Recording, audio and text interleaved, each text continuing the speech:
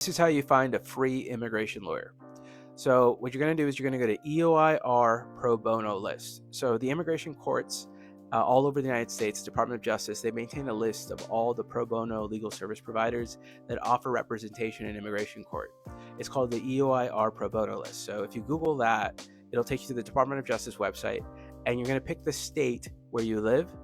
And then once you go to that state, you're going to pick like the nearest place. So if you're going to pick California, and you're going to open that PDF, it's a PDF, and you're going to search for the San Diego area or the Los Angeles area, or if you're in Texas, the Houston area, so you pick Texas and go through that PDF.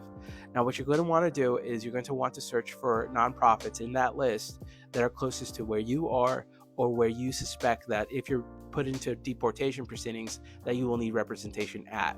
So the way a lot of these nonprofits work is that their funding is tied to a specific county or geographic region. So you have to contact the place that's closest to that nonprofit that is closest to you.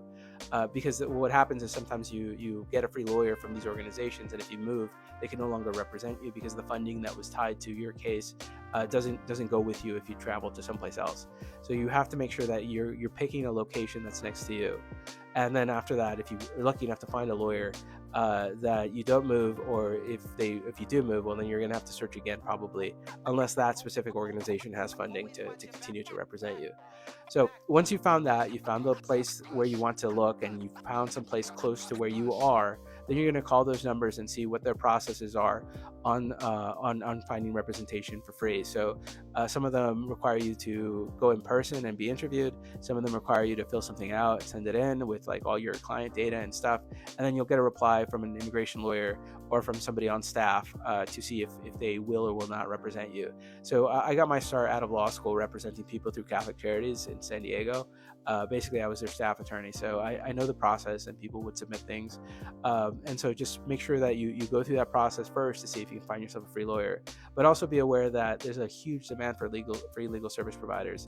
So it makes sense to start now. Some of them won't even see you until you are in removal proceedings.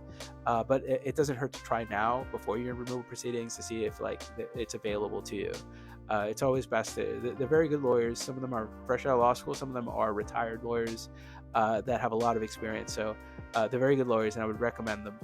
So feel free to try that. If you can't afford my services or another immigration service, you have a right, in my opinion, you have a right to have a lawyer present at your hearing.